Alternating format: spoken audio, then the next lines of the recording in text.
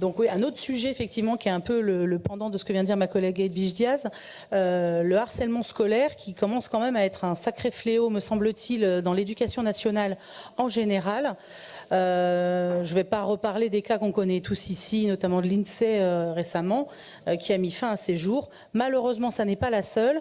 Malheureusement, il n'y a pas que les collèges de concernés, il y a aussi les lycées et il y a aussi les écoles primaires. Alors je sais très bien qu'au conseil régional, on ne s'occupe que des lycées, mais cependant, il me semblait important de le rappeler, que ça commence très jeune, que selon une étude de la direction de l'évaluation et de la prospective et de la performance en 2015, il y avait déjà 700 000 enfants concernés par le harcèlement scolaire. Ça représente 10% de nos enfants. Ça me paraît quand même être assez énorme, sans compter qu'on n'est plus en 2015, on est en 2023 et je pense que ces chiffres n'ont dû faire que s'aggraver. Je ne vais pas vous reparler des errements des familles qui ne savent pas vers qui se tourner ou quand elles se tournent vers les populations éducatives n'ont pas beaucoup de réponses concrètes.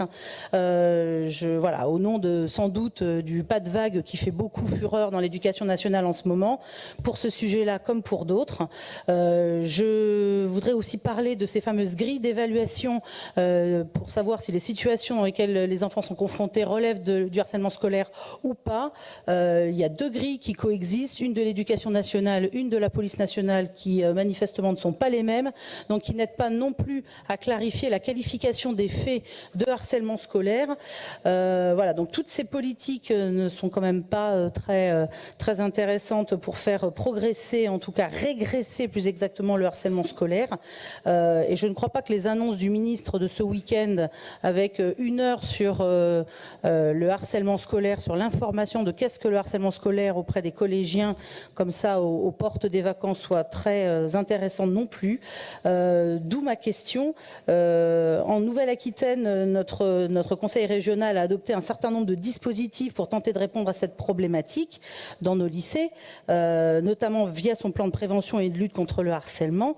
Ce budget étant assez modeste, voilà, Monsieur le Président, comptez-vous réviser à la hausse votre action en matière de prévention contre le harcèlement scolaire et notamment en améliorant le partenariat avec les autorités académiques et en sensibilisant massivement les agents des lycées à cette problématique et bien sûr en augmentant le budget consacré à cette lutte. Je vous remercie.